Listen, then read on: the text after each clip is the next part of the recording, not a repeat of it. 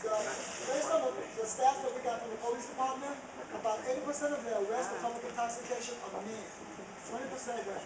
So we have the ability to accommodate a little more than 60 people on each side of the road. But it's set up with the same service system process in mind. We have a smoking area outside. We have the comfortable carts for them to rest on. If they don't feel like resting, we've got tables for them to sit at. We'll have staff around to engage them in a conversation. And they may just be babbling, because that's what you do oftentimes when you're under the influence.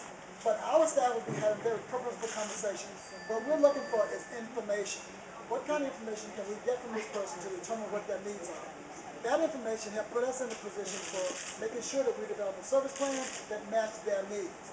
And that service plan and those resources out in the community that we're tasked into when they leave here is what put us in the best position to change that behavior in the future. Questions? You may have answered this question earlier, and I was a little late for arriving. Yeah.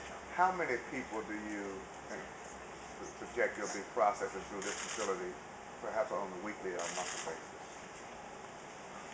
Let's talk about day capacity.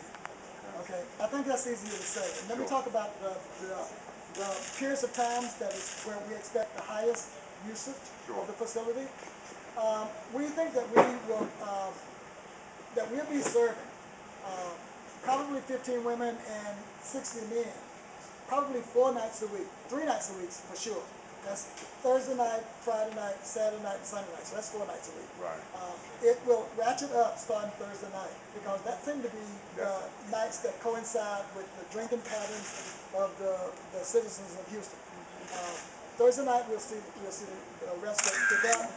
Friday night we'll see much more. Saturday night we'll see it probably at capacity, and then Sunday night we'll see it up, but it'll be tapering off.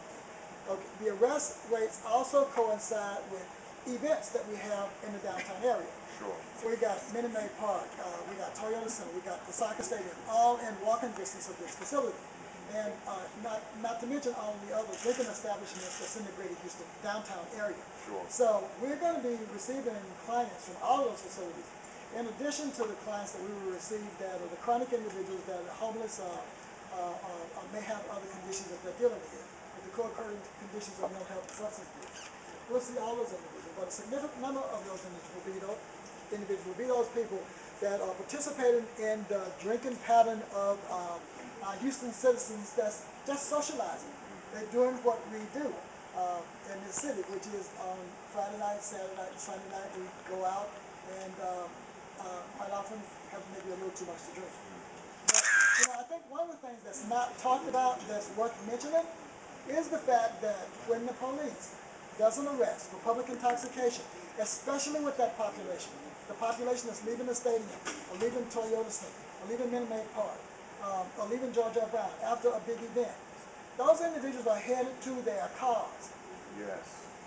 So when the police can arrest those individuals before they get to their cars, Yes. it puts us in a position to do something about this terrible stat that Harris County carries that's a national related stat.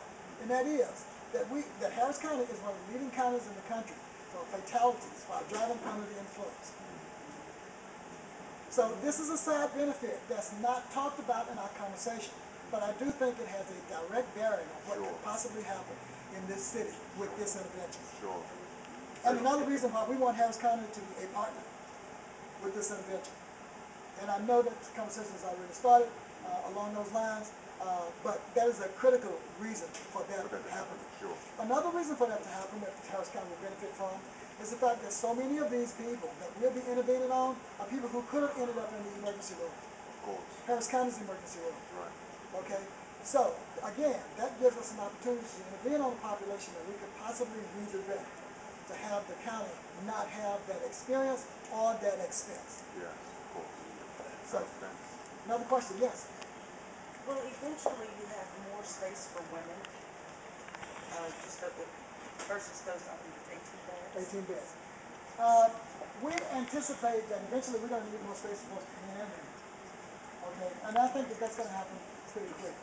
One of the things that this will allow us to do is to document the need, not only for the volume of people that we will need to respond to, but also for the variety of services that these individuals need. Okay? There are a multitude of complicated issues that most of this population present need. And it's the documentation that help us determine exactly what those needs are. And then how to plan for, how to advocate for getting those resources into our community. Detox is just one example, but services for women is another. But a lot of these women are women who have families as well. So not only do we have to think about our service for the woman, but if we want to intervene successfully on that problem, then we have to think about services for the family as well. Absolutely. Yeah. Leonard, how will you handle frequent flyers? You know, I get that question quite often. And I've been in the field for over 30 years. And one of the things that I've learned from my experience is that you never know what intervention will be the one that turns a person's life around. We looked at the stats from San Antonio, and what they said is that people who come through their facility with a chronic condition usually have to come through there 3 or 4 times before they're ready to take the recommendations of the staff that work there. Okay, so we're not starting with a limit on the number of people that come through here. As a matter of fact, for those individuals that are chronic, we think the more often they come through here, the better chance we have of changing their life's behavior. Because it gives us a chance to cultivate a relationship with them, but it equally gives them a chance to cultivate a relationship with us. And it's that relationship with us, that trust that they develop in us, that puts us at the center of being able to make changes in their lives. So that's where we're planning to start. That may change over time as we're more informed, but we want to start with as liberal a policy as we can on how this facility get used. Other questions? Leonard, Yes. the only front door is the police bringing the person, correct? The only front door for now is the Okay. City of Houston Police Department bringing the individuals in. For now. Again, we're on a learning curve, and we expect that to change over time with data to support the need for that change. But that's where we're starting.